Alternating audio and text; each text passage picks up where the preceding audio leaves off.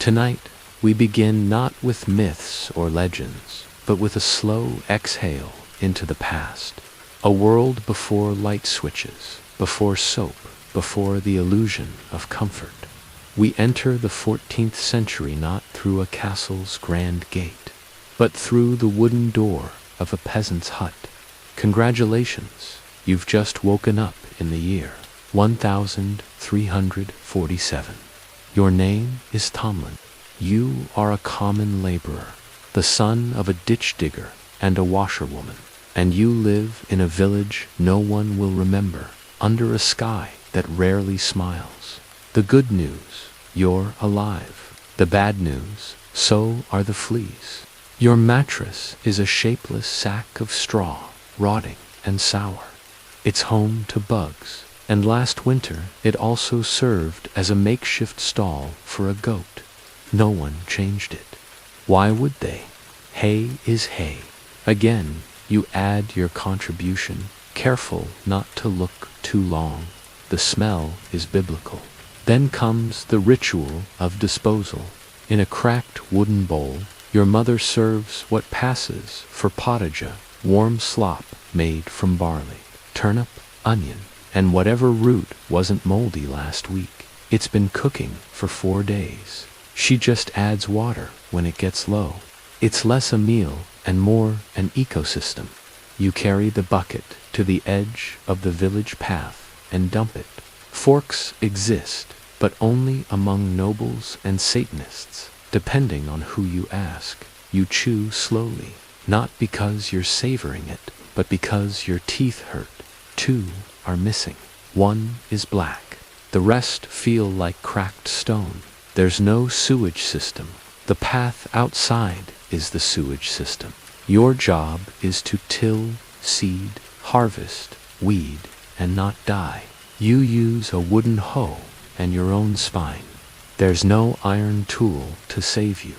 Iron is for knights. You dig in muck, alongside oxen, if you're lucky. Today, you are not lucky. It's just you, your hoe, and the blister forming behind your thumb. And your only blanket is a scratchy wool sheet, stiff with months of sweat, smoke, and rainwater.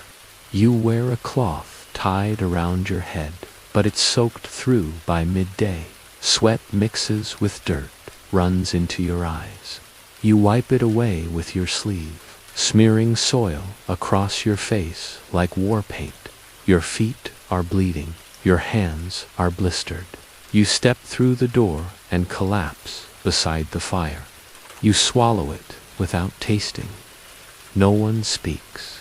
Your brother picks lice from your hair and flicks them into the fire. You don't shout. No one does. The street is streaked with filth. Children leap between puddles of it like a game. Chickens peck through the waste. You close your eyes and try not to dream of food. He screamed for 10 minutes. You still hear it sometimes when you try to sleep. It's vast and blue and indifferent. A crow circles above you. Wonder what it's waiting for.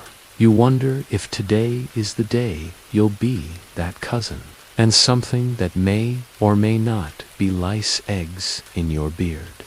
If you're lucky, you have a weak ale to wash it down, warm, bitter, low in alcohol, and safer than the water, which is murky with livestock runoff and likely death. There is no mirror.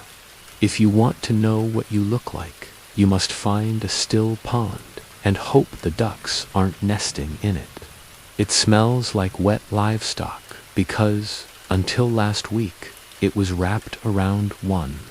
You're a field hand for Lord Everwald, a man you've seen once, at a distance, on horseback, dressed in silk that glimmered like fairy light.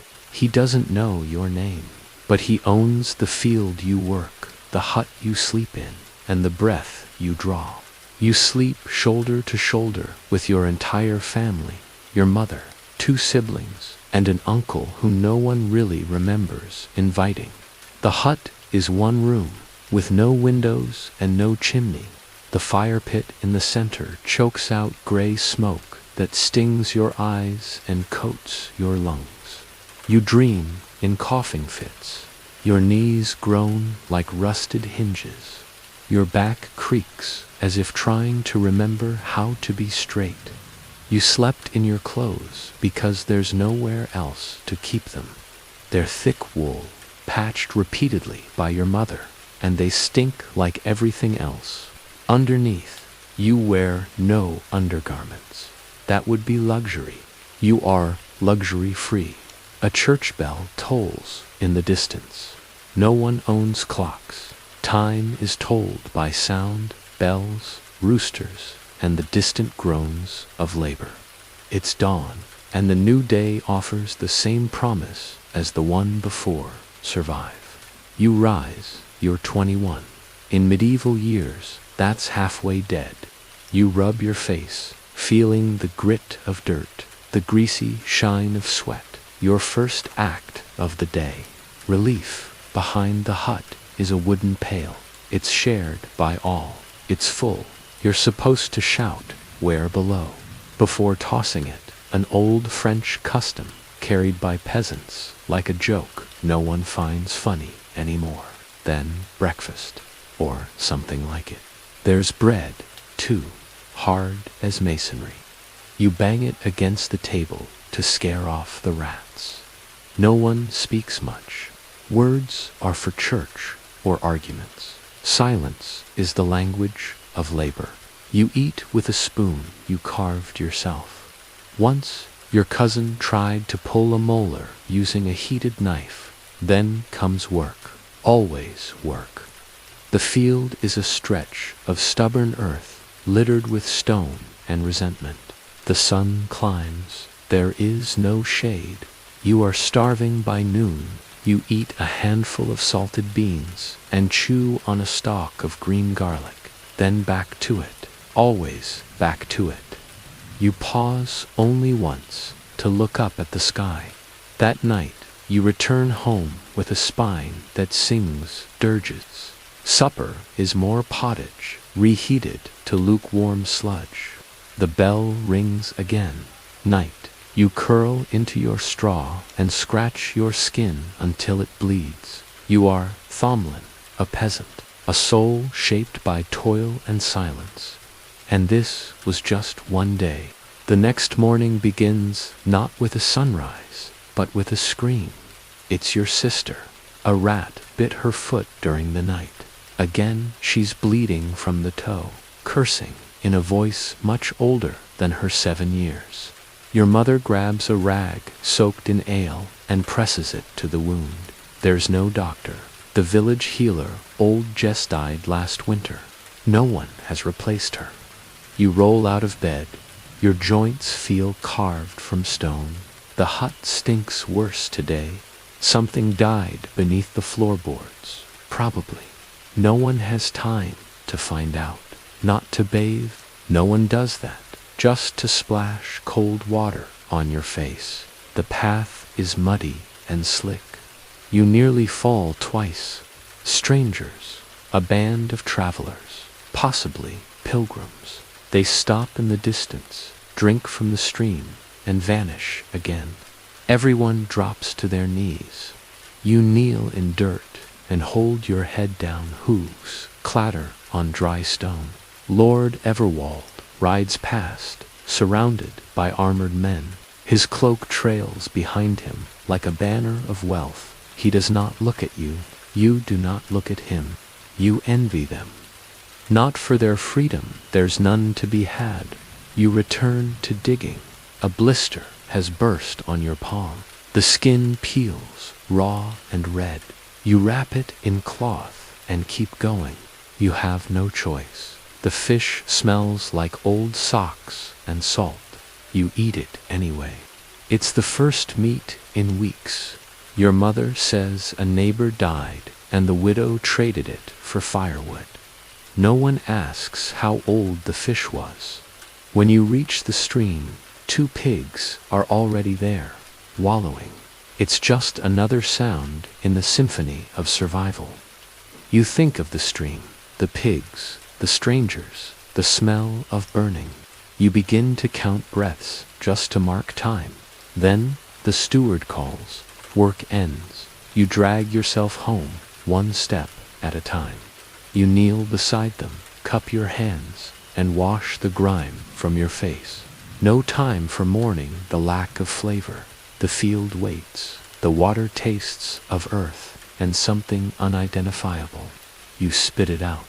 You step outside to relieve yourself, but the bucket is missing. Someone took it, or it walked off. Either is believable. Black plumes rise into the sky. Another house is burning. Not an accident. It's punishment. You don't know who or why. You just keep walking. You decide to head straight to the stream. Returning to the hut, you notice a new smell. Smoke. Not the usual firewood kind, but something heavier. You glance up the hill toward the village center. Back home, your brother is trying to mend a broken boot sole with twine and spit. You sit beside him, pick up your own shoe's leather, cracked, more whole than covering, and sigh. Today will be long. Breakfast is thinner than yesterday. The pottage is mostly water now, with flecks of carrot. You eat in silence. You chew, swallow, and rise. They haven't sprouted well. The soil is poor, the rain late. Lord Everwald's steward walked the rows last week, scowling. If harvests fall short, taxes don't. You know the punishment: fines, lashes, or worse, being sent to work in the marshes, where people go to vanish. This time, you're assigned to the barley rows. As you dig, you hear voices from the tree line. At mid-morning, a boy runs through the rows, shouting, "The Lord comes." When he's gone, you stand. Your knees ache from the cold ground. Hours pass, the sun drifts, shadows lengthen. Dinner is boiled cabbage with a piece of dried fish. The fire burns low. You sit beside it, scratching. Your uncle farts. No one reacts. You lie down, wrap the blanket over your shoulders, and stare into the dark. You close your eyes. Tomorrow you'll rise again, because you must. The third day begins in silence, cold, aching, and thick with the stink of the hut's breath. The air is unmoving. Your limbs feel as if they've turned to stone in the night. You blink slowly, eyes crusted with sleep, and the first thing you hear is the dry cough of your mother echoing off the timber walls. It's always the cough. Winter never leaves fully. It only hides behind spring. Mist coils low to the ground, dragging itself between cottages, wrapping around fences like a silent thief. The bucket's wooden handle is wet with dew, and the rim sticky from use. You don't think about it, you just walk. Your legs resist movement, stiff with soreness from yesterday's labor. But duty waits for no one. A ribbon of onion, the corner of a turnip, and yesterday's salt. You eat slowly, chewing the memory of food more than the substance. The warmth is welcome, even if it only reaches your belly for a moment before vanishing. The straw bedding clings to your skin with its mixture of sweat and lice. You peel yourself free, scratching at the bites before your feet even find the packed earth floor. Smoke curls lazily from chimneys. You pass the chapel. A line of villagers kneel outside, praying in the dirt. You don't stop. Your mother gestures silently. The bucket is empty. It's your turn for the water.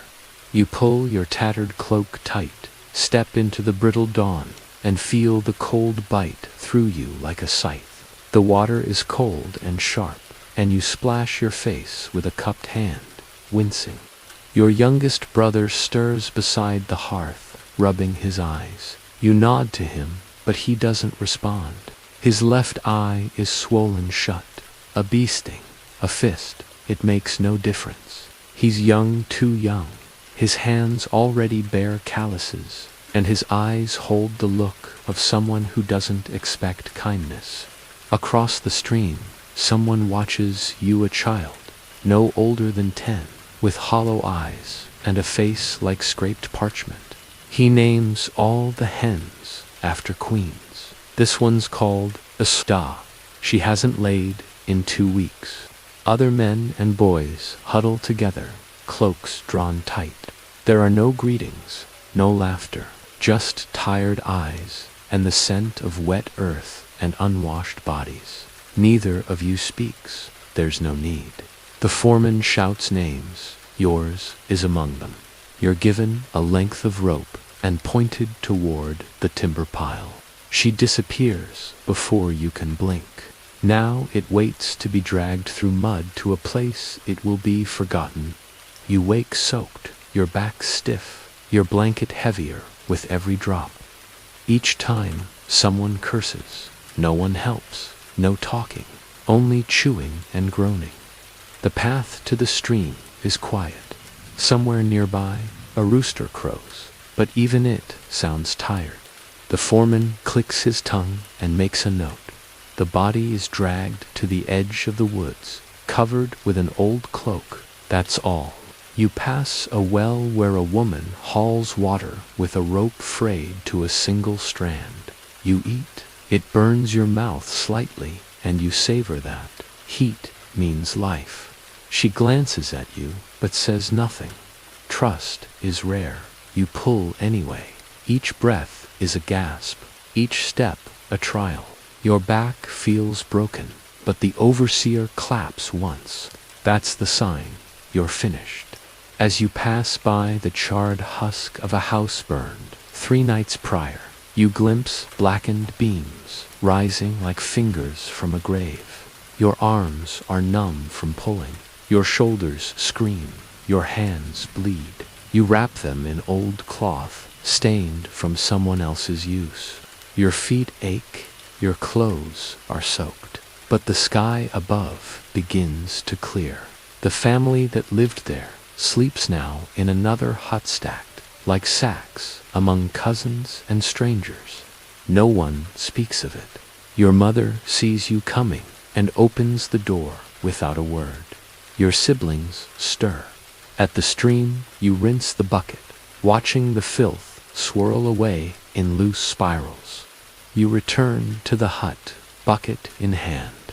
The fire is down to embers. Your mother serves what little pottage remains, barely more than broth. Then a knock at the door. That's unusual.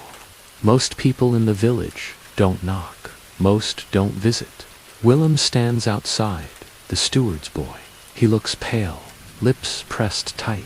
Tomlin, he says, not meeting your eyes. The steward wants you. Your stomach drops. There's no explanation, no questions. You nod and follow. The walk to the manor is cold and damp.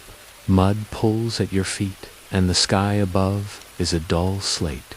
At the manor, the steward waits, hands behind his back, mouth pinched. The river mill, he says. They need haulers. Lord Everwald ordered timber pulled from the south woods. You're going? You nod again. Of course. 3 days, he adds, and take the boy. Brevin stands beside the stable, shoulders hunched. You pack quickly. A crust of bread, a sliver of goat cheese gone slightly green, and a boiled egg from your uncle's hidden hen. You and Brevin leave by midday. The sky darkens with clouds as you step onto the old path leading toward the woods. The road winds through blighted fields. Crops wither in soil too thin to care. By dusk, the camp appears, strung between trees, a fire sputtering in a stone ring. A stew simmers Mosley onion skin, a bone or two, and water. That night, you sleep beneath a tarp with Brevin. Rain begins halfway through the night, cold, slow, and merciless. Morning comes with pain, the kind that settles in your bones. The logs are massive each, one a tree that once stood tall and proud. You grip the rope, Brevin does the same. Together you pull, step by step, inch by inch. The mud is deep, the terrain uneven. Thorns rip at your legs, water seeps into your shoes. You fall once, then twice. You break only for a mouthful of dried barley mash. One of the older haulers collapses before sundown. He doesn't rise. On the second night, Brevin speaks for the first time. My brother came here, he says. Last summer. You look at him. Wait, he never came back. You nod. There's nothing else to say. The third day is colder still. The river swells beside the road. At noon, the rain turns to sleet. The logs don't stop needing to be hauled. By the end of the day, your legs are shaking. You don't speak, you don't smile. You simply turn and begin the walk home. The road back is a blur of pain and gray. When you reach your village, it is night again. Smoke curls from the chimney of your hut. She places a bowl in your hands. Pottage, thin, warm, and real. You eat in silence. And for a moment, just a moment, the world is still. You sleep as though drowned. The pain in your limbs is now a quiet throb, like a distant drumbeat in the belly of the earth. Brevin is curled beside the hearth, breathing shallow. You rub your eyes with the cleanest part of your sleeve and wait for your legs to believe in walking again.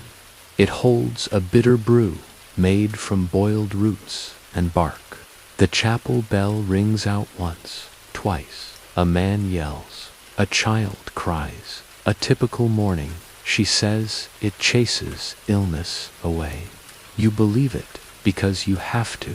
You're back from the river haul, but your body feels like it was left behind, dragged behind a cart, maybe, or buried under the timber you spent 3 days moving. People murmur that it was punishment. Others say wolves. You know better. You saw the steward's men ride out 2 nights ago. You say nothing. It's not rest, not really, but a kind of pause. The body's way of playing dead so it can rise again. Dawn cracks its knuckles in the sky when your eyes open. The hut is still dark. Someone is snoring. Your mother hums quietly as she stirs the ashes of the fire, coaxing flame from memory. Your muscles scream when you sit. Next time, you won't come back. He sees you, sizes you up. His hand rests on the hilt of a knife he likely hasn't used in years, but still sharpens every night. They are blistered, scabbed, and stiff. His eyes are bloodshot. You stretch your arms. You regret it. Your hands are bandaged. Your fingertips split. Your mother hands you a cup, not a proper one, but a gourd, hollowed and hardened. He takes the eggs, the onions, and the cloth. Next month, make it proper, he says. A broken hoe, a frayed net, the splintered end of the grain rake. The snow is finally gone from the hills. Children run barefoot through the muck. You envy them. You soak the twine in water, wrap the handle, tie it again. Your father used to do this. You barely remember his face, but your hands remember his grip. The steward rides into the square on a chestnut mare. His face is red with urgency. Outside, the village is already stirring. Chickens dart between legs. A dog limps past with something in its mouth. You step out into it, like slipping into a river you cannot stop. There's news at the well. A body was found by the marsh, face down, hands missing. You return home and find Brevin sitting upright. He doesn't answer, just keeps staring. Today is tithe day. The collector arrives before noon. He comes with 2 men and a cart. They wear boiled leather and smug expressions. The cart is half empty. It will not stay that way. Your mother meets him outside the hut, hands trembling around a bundle of onions, 2 eggs, and a woven cloth she's been mending all winter. This isn't 10%, he says without looking at her. You know the penalty. You are not on any list. That is both a blessing and a sentence. She doesn't speak, just lowers her eyes. Smaller, you sit with Brevin by the fire. He's carving something, a piece of ashwood, into what might be a bird. You step forward. This boy's strong, he asks. You feel the answer before it's said. He's been hauling timber. Your mother replies. His hands need rest. The collector grunts, waves her off. Then he leaves. The day wears on. You mend tools not because you were asked, but because no one else will. Midday brings warmth, not heat, but the promise of it. Then a bell, not the chapel, the manor bell. Something is wrong. Villagers gather. Plague, he says. 1 word, that's all it takes. It has reached the next town. Half a day's walk. Whispers rise like smoke. Some cross themselves, some weep. 1 man laughs, loud and cracked. The steward reads names. Those to report to the south watchtower. Those assigned to dig. Those who must remain inside their homes until summoned. That night, the village feels quieter. Have you seen it? He asks. You shake your head. They say your skin turns black, that your eyes bleed, that even God looks away. You say nothing.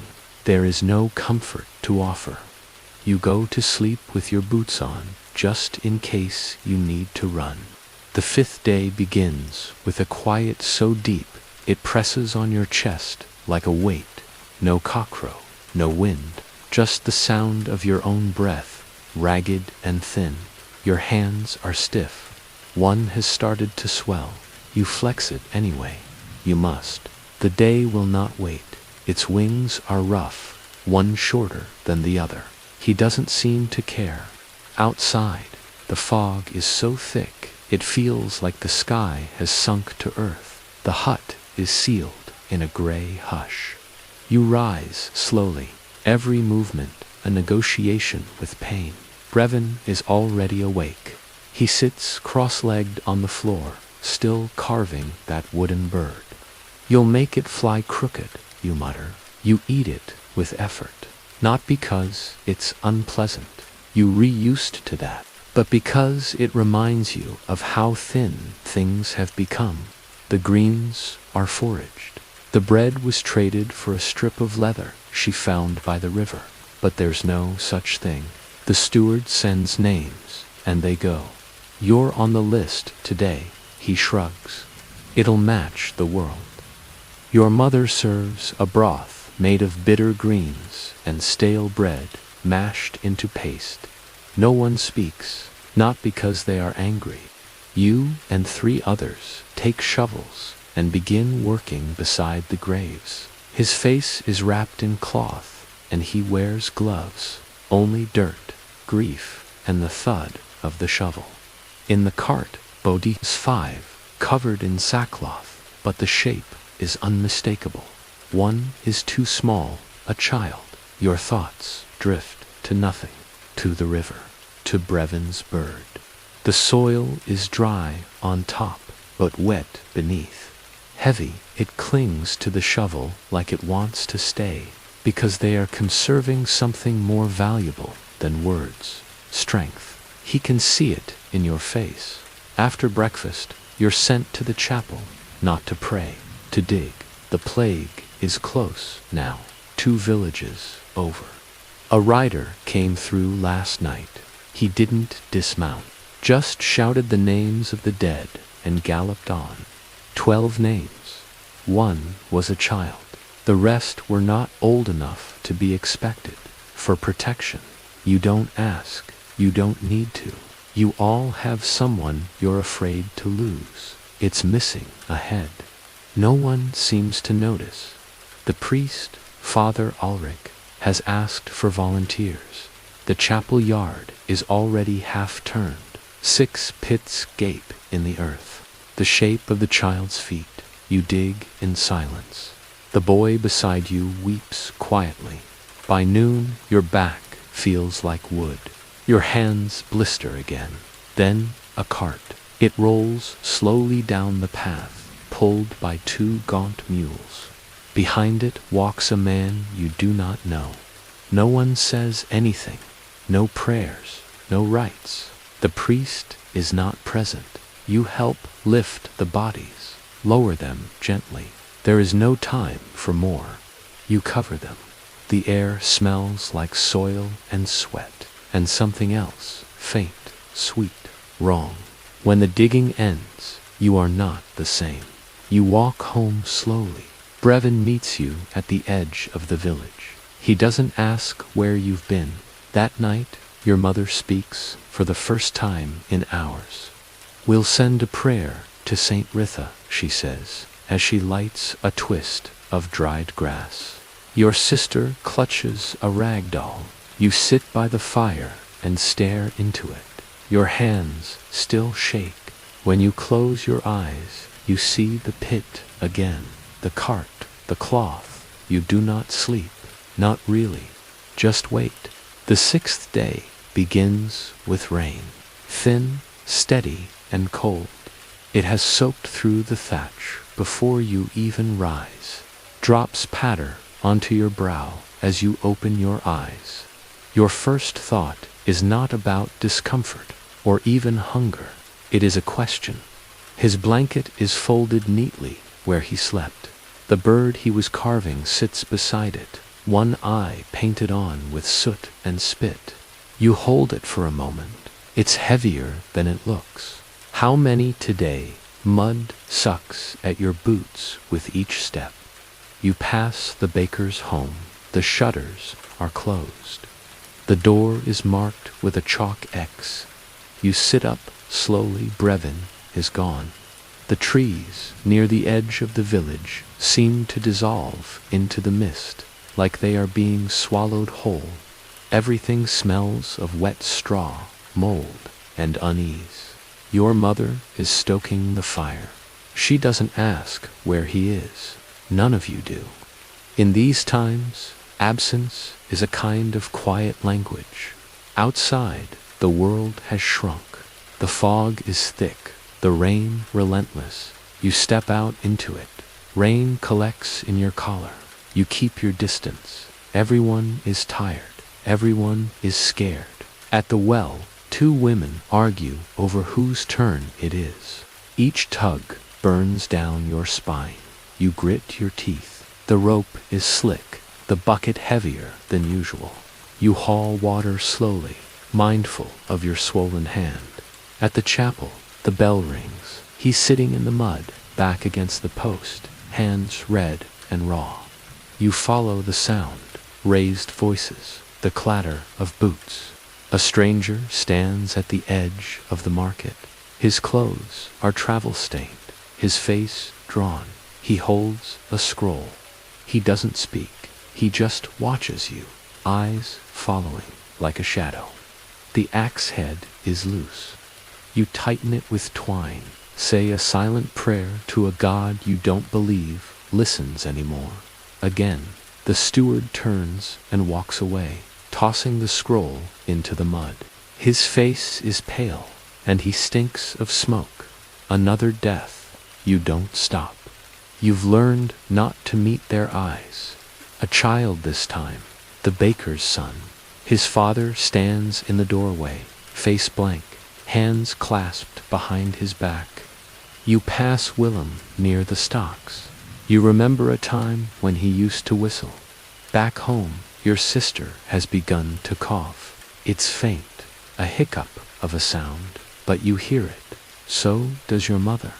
Her eyes flick to yours, then to the hearth. We'll burn more sage, she says. You nod, though you know it will not help. You spend the morning splitting wood that is still wet from last week's storm.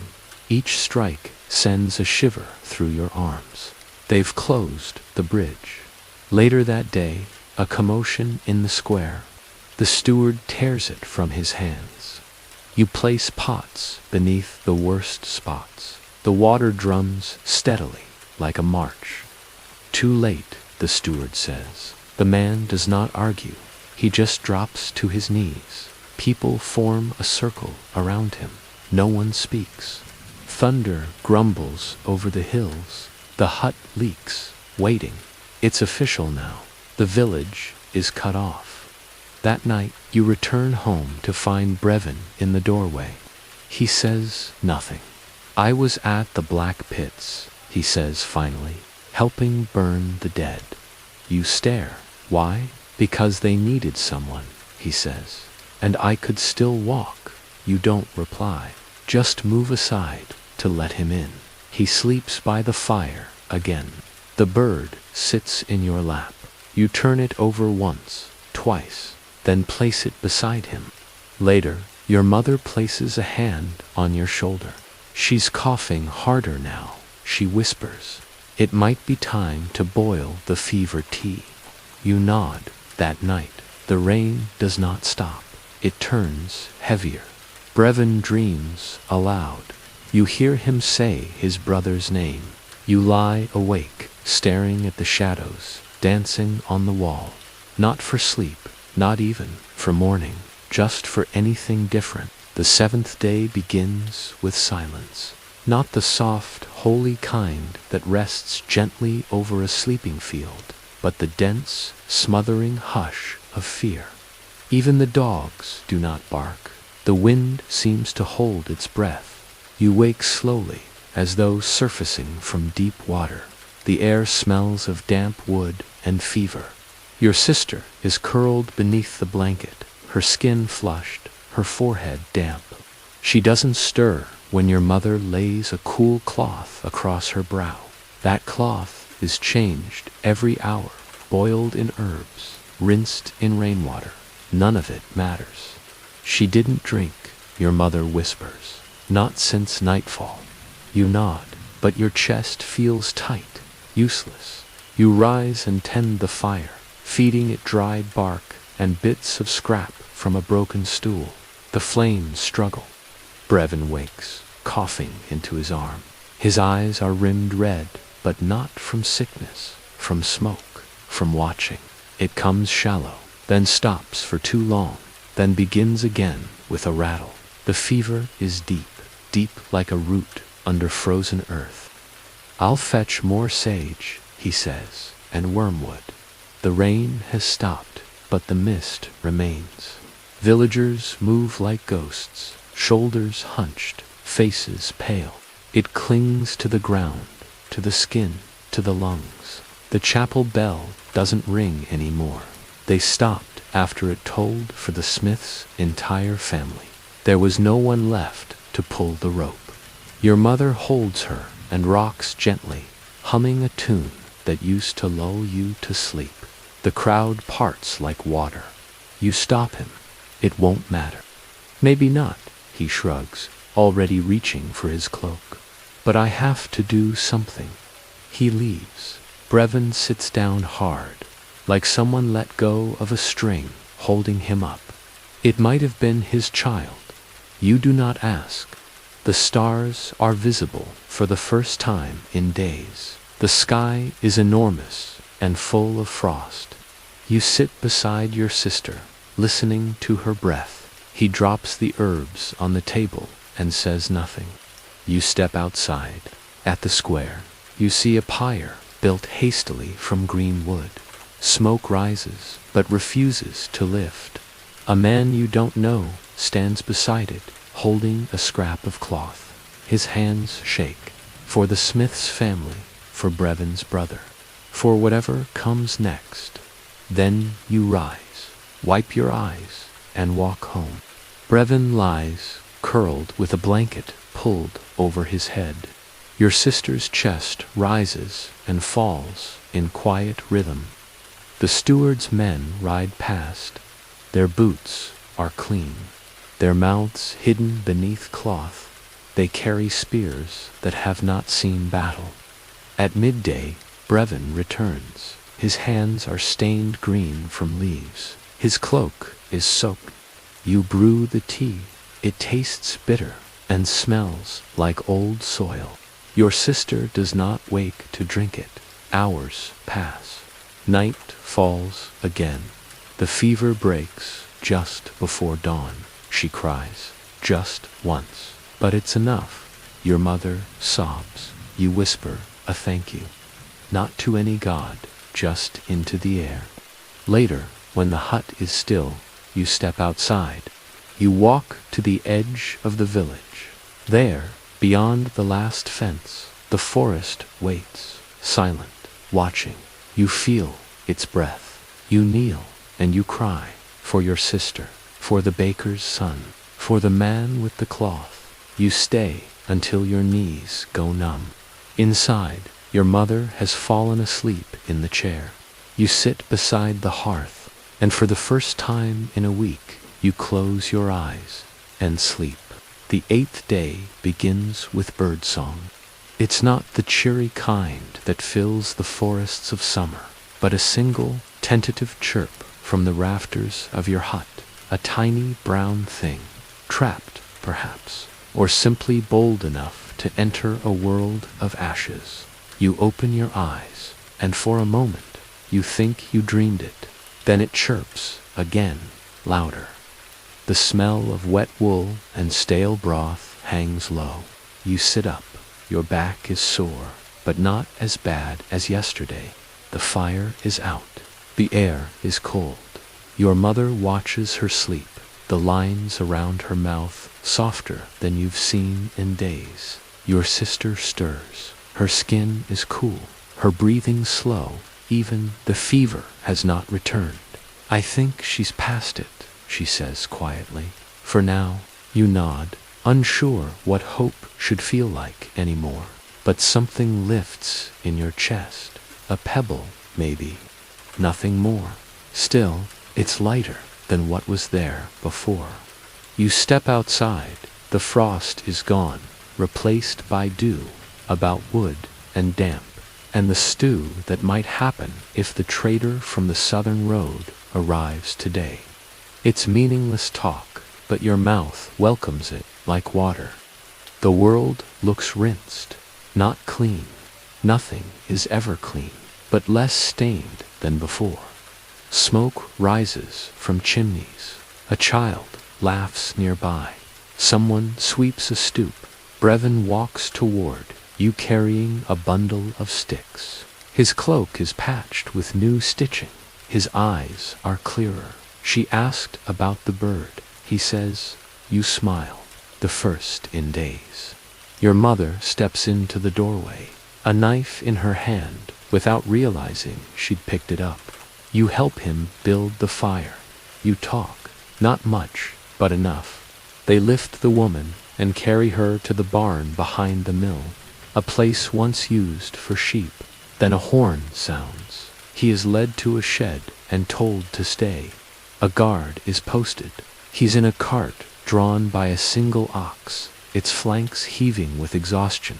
Behind the cart, a figure lies sprawled beneath a tarp. Your mother does not open the door. Neither do you. You scrape dirt from beneath your nails until they bleed. You tell your sister to breathe only through cloth. She doesn't understand. She obeys anyway, screaming.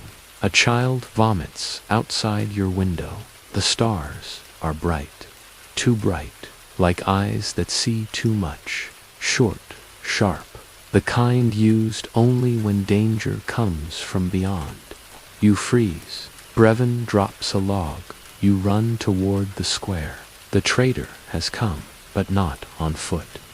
She collapsed an hour from here, the trader says, voice shaking. Said she was from Downbridge. Said it reached them last week. No one moves. No one breathes. She's still alive, he adds. I didn't know what else to do. A murmur rises. The steward is summoned. He doesn't speak, just gestures. 4 men with gloves and sacks come forward. A quarantine.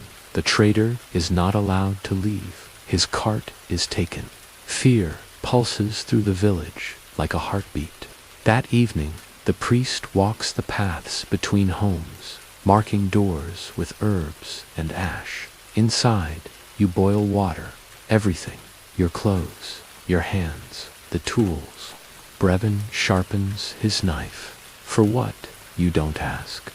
The bird is placed above the hearth, watching. That night, no one sleeps.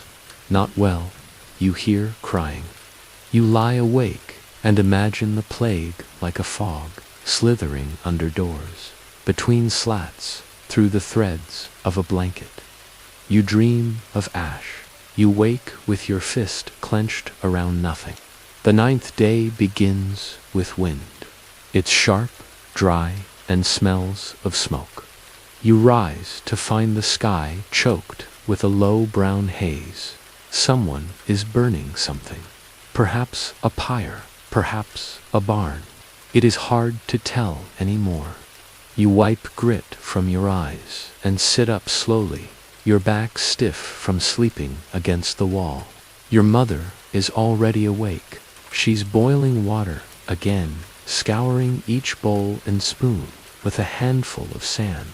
She hums, under her breath, a lullaby, the same one she sang when you were small. The melody has grown thin.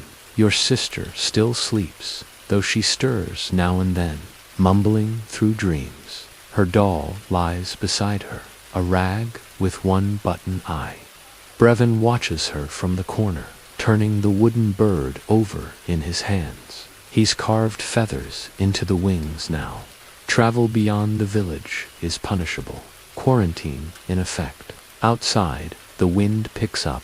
Dust rolls in waves along the path. Chickens scurry for cover.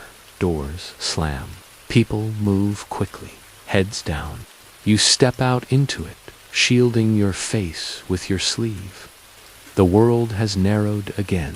Fewer voices, fewer faces, or nothing but trees that now resemble men. In the square, a new notice is nailed to the chapel door. You read it twice before the wind tears it loose. By order of Lord Everwald, all gatherings are forbidden. You fold the paper and slip it into your coat. You don't know why. You watch the strands twist beneath your fingers. Listen to the soft ticking of the hearth cooling. Near the old well, 2 boys toss stones at a rat. One misses and hits a window. A woman shouts. The boys scatter. On the ridge above the village, you see 3 figures, silhouettes against the pale sky. They don't move. Watchers, maybe.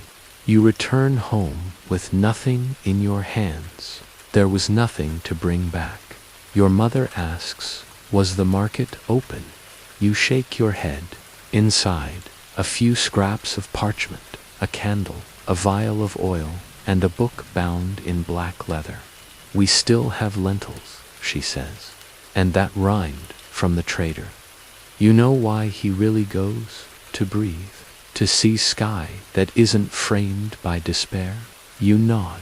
That afternoon, Brevin leaves, says he's going to check the boundary path, see if the ox is still tethered. You don't stop him. You and your mother sit together, stringing what's left of the dried mint. Then, a knock, soft, almost apologetic. You open the door. It's the priest. His robes are torn, mud-stained. He holds a satchel tight to his chest. Forgive the hour, he says. I come bearing comfort. Your mother lets him in. He sits by the hearth, opens the bag. He speaks gently, reads a passage, then looks to your sister. She's better, you say. For now. He nods. Let's keep it that way. He places his hand on her brow, whispers something, then leaves without another word. That night, Brevin returns late. His boots are muddy, his face pale. There's another camp, he says, in the trees, near the burnt orchard. You look at him. 3 tents, smoke, someone's there. You don't ask more, not yet. You go to sleep wondering who builds tents in the woods during a plague, and why. Morning arrives in shards, splinters of sunlight stabbing through the warped shutters, too bright after too many gray days. You blink against the glare. The warmth it brings is faint, but it's enough to stir hope like embers coaxed from ash. You rise and stretch, your joints stiff, your breath visible. Your sister is still asleep, but her color is better today. Her lips no longer blue, her fingers no longer trembling in her sleep. You gather the axe, a length of twine, and the sack of root vegetables left over from last week's foraging. The chapel bell remains silent. You wonder if they buried the rope with the priest. The roots are sprouting already. Life finds its way even in the rot. Your mother has already stepped outside, hanging the last of the herbs to dry. The birds from yesterday have vanished. Even they know this village is not safe for long. Smoke curls upward from a hidden fire pit. Someone hums. Brevin sits near the hearth, carving the bird again. This time, he's shaping its feet. For perching, he says, when he notices you watching. If it ever wants to land. The trees stand skeletal, their branches gnarled and leafless. Brevin's voice is bitter. From what? The burned ones look worse. Black silhouettes against the soft green mist that still clings to the ground. You dress in silence. There is work to be done, always. You step out into a village, trying to pretend it's still alive. A few women sweep doorways. A child pulls a broken cart in circles. At the edge of the woods, Brevin waits. He nods toward the tree line. Let's see it. She carries a pot of water and sets it beside the fire.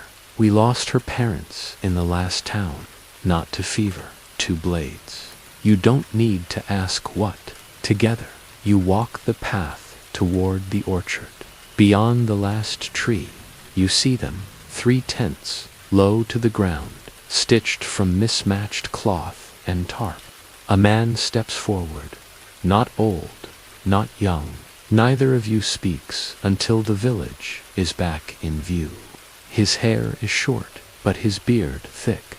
He wears no emblem, no lord's color, just plain wool and a leather vest stained from rain and ash. You from the village, he asks. Trees full of fruit, children running between rows, laughter, wind, a sun that did not feel heavy. You nod. Brevin does the same. We heard it's closed off, he says. We thought it might be safer here. Safer. The man's eyes darken. The sickness, and the men who use it. You frown. What do you mean? He glances back toward the tents. Not all plague deaths are from the plague. You say nothing. The wind moves between you. Another figure emerges. A girl, maybe 15, eyes shadowed, hands wrapped in bandages. The man follows your gaze. That's my niece, he says. Brevin shifts beside you. We're not looking for trouble, the man says. Just quiet and time. You nod. We won't tell anyone. He nods back. That's all we ask. You turn and leave. Brevin walks slower than before. You believe him, he asks. Yes, you say. And I think he's not the only one with a story like that. Back home, your mother is boiling cloth again. Your sister is awake now, chewing a piece of turnip, her eyes brighter than yesterday. That night, you dream of the orchard, not as it is, but as it was. When you wake, it's still dark, but the air is different, crisp, clean. You think, perhaps we'll survive this. Then you hear the horn. The horn is low, drawn, and twice repeated. It's not a sound of ceremony, it's warning. You jolt upright, your mother already awake, standing in the doorway, with her hands clenched around the frame. Brevin is still seated near the hearth, the carving knife frozen mid-cut. The horn again. You move, not toward the door, toward your sister. She stirs, eyes blinking open. What is it? She whispers. Nothing, you lie, brushing hair from her brow. Just a wind signal. She doesn't believe you, but she doesn't press. Outside, the village is no longer pretending. People run. Men grip tools like weapons. Women pull children behind them.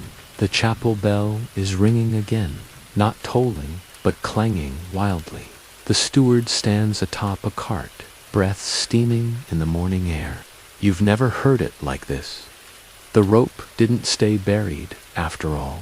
Spotted half a mile from the orchard path, 9 riders, armed. You follow Brevin to the square. Raiders, he calls. He doesn't say plague. He doesn't have to.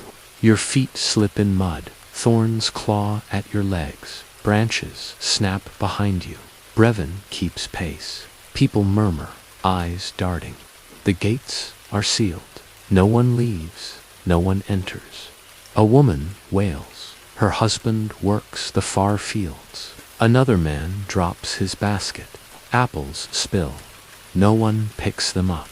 You turn to Brevin, the camp, just crushed grass, and the outline of where a fire once burned. He's already nodding. You sprint. Past the well, past the watchpost, into the thinning woods. When you reach the orchard, the camp is gone. No tents, no smoke, no voices. You stand still. A single carving lies near the tree stump.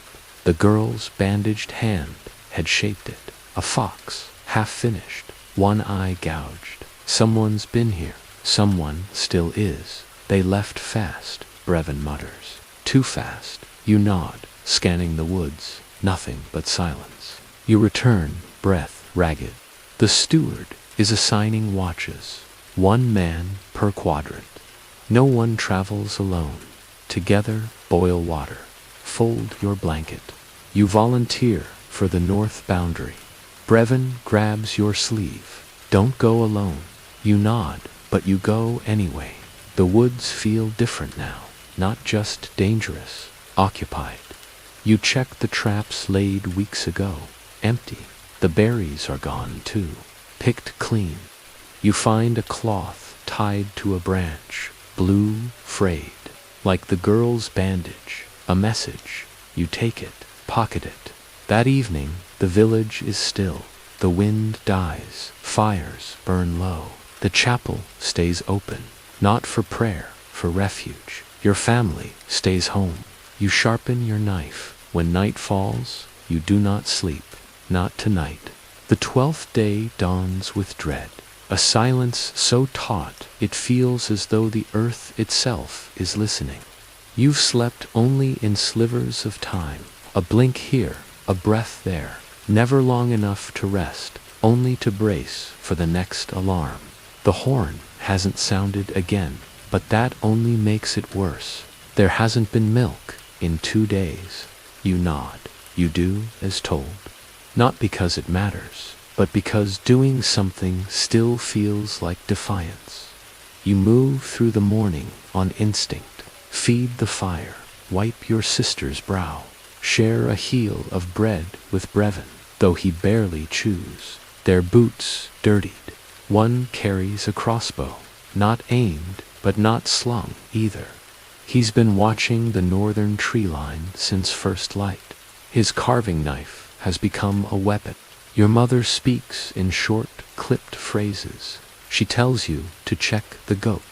Outside, the air is heavy, not with fog or smoke, but with waiting. Each represents a house. Many are blackened with soot. You pass Willem near the well.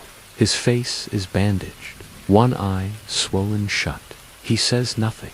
You say nothing. The village has gone beyond words.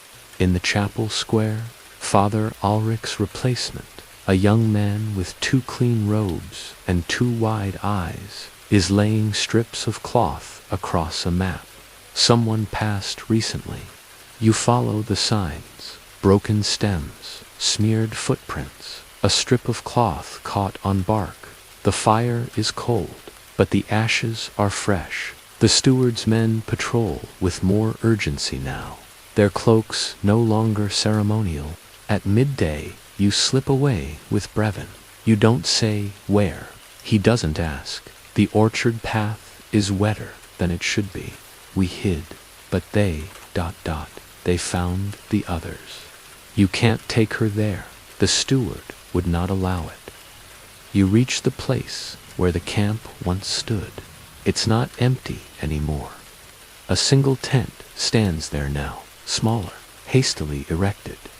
You crouch. She's stronger than she looks. Reach the crumbling mill as dusk settles in. A cough. Brevin hears it too. You move as one. Behind the tent, you find her. The girl. She's pale, shivering, one leg bandaged clumsily. A torn pack lies beside her, contents scattered. We didn't mean to stay, she says. Uncle said move, but he never came back. A broken jar of salve, a scrap of salted meat, a water skin nearly empty. For a moment, the world shrinks to that. She looks up, blinks. Brevin kneels, the riders. She nods, tears leaking from cracked eyelids. You look back toward the village. She can't stay here, Brevin says. She'll die. You think hard. There's the cellar, you whisper, by the old mill. It hasn't been used in years. He nods. Together, you lift her. She gasps, but does not cry out. You carry her through the trees, avoid the main road, dodge the shadows. The cellar door groans. Inside, it smells of rot and dust, but it is dry. Hidden, you build a nest of cloth, leave her water, bread, a promise. We'll come back, you tell her. She doesn't answer, but her fingers grip yours. Back in the village, no one notices your absence. That alone is frightening. Your sister is awake, eating, smiling, but you do not forget the cellar, nor the eyes of the girl who now lives in shadow. The 13th day arrives with snow. Thin flakes spiral through the gray morning, clinging to rooftops and resting on bare branches like whispers of something forgotten. It shouldn't be snowing, not yet, but nothing has followed its proper season for a long time. You stand in the doorway, watching it fall, and you wonder what it means to begin again. Inside, the hearth crackles. Your sister hums softly, her voice faint but steady. She's coloring in a patch of cloth with crushed berry skins, something your mother gave her to keep her hands busy. Brevin sharpens a stick. He doesn't say what for. You already know. You whisper to your mother, I'm going. She doesn't stop you. The mill's cellar is colder than yesterday. The air has turned brittle. You descend slowly, clutching a bundle of food and kindling under your arm. Wrapped in the blanket you left, knees tucked beneath her chin. Her eyes brighten at the sight of you. Her lips are cracked, but she smiles. She's still there. I thought maybe you forgot, she says. I didn't. You kneel and hand her the bread, the dried roots, the sliver of smoked meat. She eats without speaking, like someone who knows better than to waste time with gratitude. She gasps. Her hands tremble as she takes it. Brevin's with me, you say. He saw you weren't followed, but they might still be close. She nods, chews, swallows. They burned the camp, she says. Did you see it? You shake your head. A woman sobs. They left it burning, even the pots. My uncle. She trails off. You reach into your coat and pull out the small fox carving. He'd started this, you say. She cradles it like a talisman. You stay a little longer, listening, then you leave. For now, all is quiet. Snow continues to fall. By the time you return to the village, the rooftops are white. Smoke curls from chimneys. Life persists. Toward the shape of something fragile, still held in hiding. The chapel is nearly full. Those who remain, the unburied, the unbroken, stand with hoods lowered, faces turned toward him. That evening, the steward calls a meeting. Rare, now. The riders are gone, he says. They were tracked, southward, away, murmurs. Still, he continues, we stay closed. No travel, no carts, no strangers. Not until the frost comes proper. You nod. It's the only thing that makes sense. Back at home, Brevin carves again, this time a sparrow. You ask him why. For the girl, he says, so she remembers she's not the last. Your mother has fallen asleep near the fire. Your sister curls against her, but your eyes drift north, toward the woods, toward the mill. You go to sleep with the weight of that thought on your chest. Snow falls all night. By the 14th day, the snow has hardened into crust. The paths are slick and silent. Footsteps don't crunch, they whisper. The village moves in hushed rhythm now, as though afraid to wake something beneath the earth. Brevin lies near the coals, blanket thrown back, the sparrow carving tucked beneath his hand. He doesn't stir as you dress, but his breathing is steady. You rise before dawn.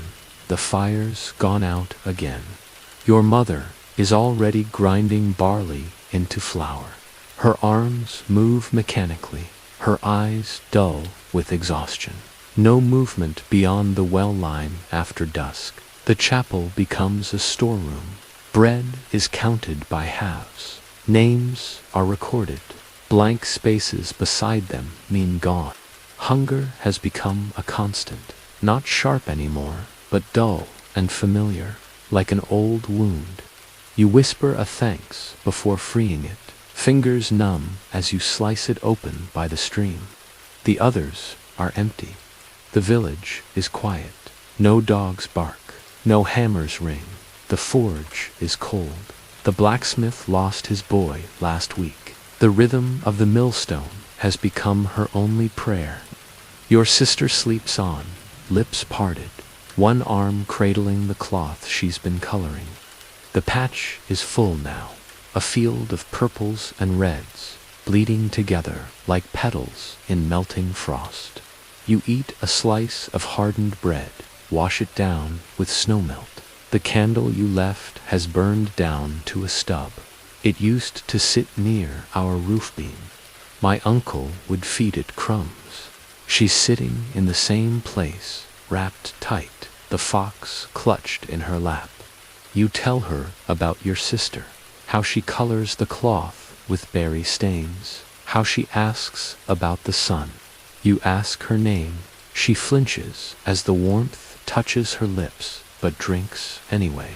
The sparrow Brevin carved is placed beside her. Her cheeks are hollowing now. There's a faint rattle in her breath.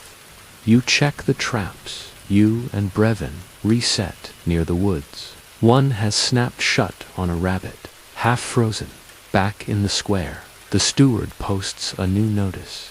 Weeks of frost have begun. You know what it means? Rationing, border patrol. That afternoon, you return to the mill. The cellar is darker. You forget what morning feels like. The sky never turns blue. It's always gray, or black, or white. She doesn't speak right away. Then it's cold. But no one dies. Not yet. Not again. You hold on to that. A kind of truce between you and the world. I brought wool, you say, and broth. She takes both. Her hands shake. You help her sip. She watches the snow through the slats of the window. Her voice is soft, dreamy. He made this, she asks. She holds it up to the candlelight, I think. I remember this bird. You sit with her longer than you mean to, Elsha, she says. My uncle's name was Marin. You nod. You will remember that. I dream about them, she says. The camp, the smell of firewood, the stew pot, the songs. You stay until the candle gutters low. Then you rise, tuck the blanket tighter around her. She whispers, thank you. Back in the village, Brevin is waiting. He looks up as you approach. Is she worse? No better, you answer. He nods. I'll go with you next time. The days bleed together. Food thins. Firewood grows scarce. The goats no longer give milk. The hens have stopped laying. That night, your sister sits up in bed. Will we see the sun again? You brush her hair from her brow. Of course, you whisper. She smiles. I think I dreamed of spring.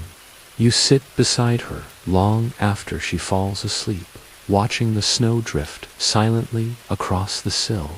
You hope it's not a lie. The 15th day begins without light. You wake in darkness, long before the sky has considered shifting from black to gray. The air inside the cottage is colder than it has ever been. Even the coals in the hearth seem to have given up their quiet glow. Your sister shivers in her sleep. Brevin is already up, standing near the door, listening. There were voices, he says, not close, but ... near. You both dress quickly. Your mother hands you a cloth-wrapped loaf. What remains of the week's bread? No one speaks of what might come. Words feel dangerous now, like too much weight on brittle ice. You leave through the back, avoiding the square. The snow has softened overnight, a dusting of white over the old crust. It muffles every step. Elsha is awake, but her lips are pale, her breath shallow. The fox and sparrow rest near her side like guardians. The trees at the edge of the woods lean heavier than before. Their branches groan as the wind presses past them, whispering warnings only the cold can understand. At the mill, you stop, listen, and people walking across it, but the water didn't freeze. It just parted. Nothing inside. Root vegetables, an old scarf, a flask of broth. You descend the cellar stairs and find her curled against the far wall. I had a dream, she murmurs. You kneel, unwrap the loaf, offer a piece. She takes it slowly. I dreamed of a river, she continues. Brevin sets down a small satchel. There's talk of a wagon coming from the coast. She gathers what she can, linen, dried berries, a coin hidden in the floorboard. She hands it to you silently. Then to carry Elsha. She's light to light, but she doesn't cry out. Traders, they're passing through in 2 nights. It's a dangerous path, but it's the only path. We need to move her soon, he whispers. If we don't, she slip. You nod. Where? He hesitates. Will the steward allow it? A cart, 2 figures in cloaks. Brevin shakes his head. That's why we don't ask.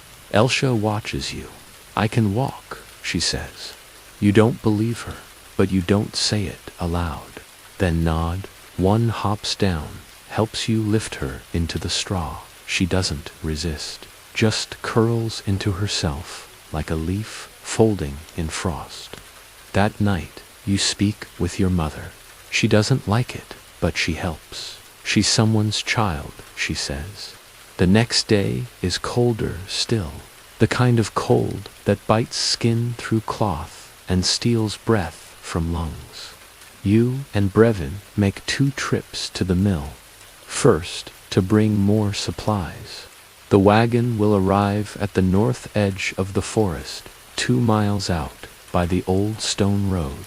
You leave at dusk. The sky above the trees fades from gray to indigo. Frost glitters in your footprints. Every sound feels amplified. The crunch of snow, the wheeze of breath, the creak of the sled as it carries her weight. At the clearing, you wait. Minutes stretch like wire. Then the jingle of bells. A lantern. They see you. One calls out, wary. Brevin steps forward. She needs help. They hesitate. You press the fox and sparrow into her hands. You'll be all right. She meets your eyes. Thank you.